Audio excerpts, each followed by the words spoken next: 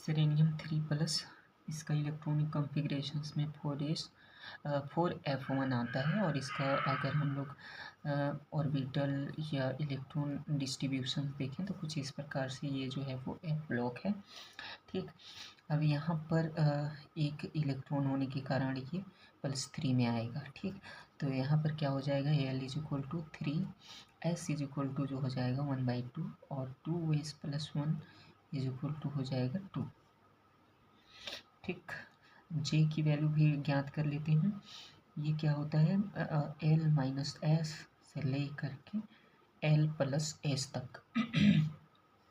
L का value कितना है, 3 है, माइनस S का वैल्यू 1/2 से ले करके 3 + 1/2 और ये क्या आ जाता है 5/2 से ले करके 7/2 तक।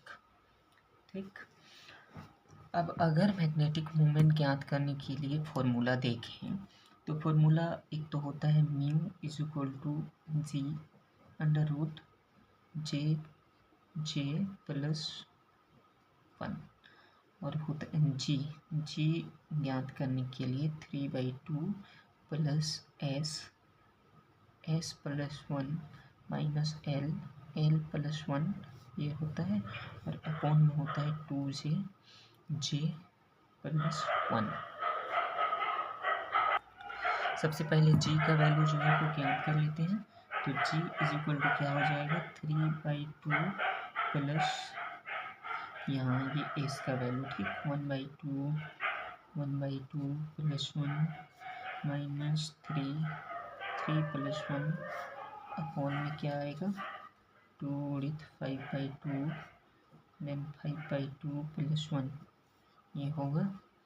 आगे सॉल्व करेंगे 3/2 प्लस ये क्या हो जाएगा 1/2 देन गुणित 3/2 माइनस ये 3 × 1 = 4 और 4 × 3 = 12।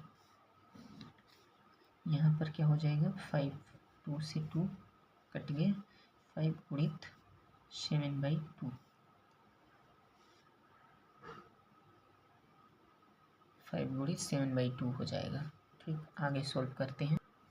तो आगे सॉल्व करेंगे 3/2 प्लस 3/4 माइनस 2L अपॉन 35/2 ये हो जाता है। देन आगे सॉल्व करेंगे 3/2 प्लस ये क्या हो जाएगा full total 3/2 minus 2L upon में ये वाला को ऊपर ले जाएंगे तो 2 जो है वो ऊपर चला जाएगा और 35 जो है वो नीचे आ जाएगा। ठीक, आगे सॉल्व करने पर इस पूरे को सॉल्व करेंगे, इसके बाद आपके पास आएगा 6/7। ठीक, अब क्योंकि म्यू जो था म्यू = क्या था J +1 ये था, इसमें वैल्यू पुट करेंगे। G का वैल्यू क्या है, ये G का वैल्यू है, G का वैल्यू जो है 6/7 है और J का वैल्यू जो था क्योंकि ये लेस देन हाफ फील्ड है तो नेगेटिव वाला खुलेंगे तो हो जाएगा 5/2 देन 5/2 + 1 ये।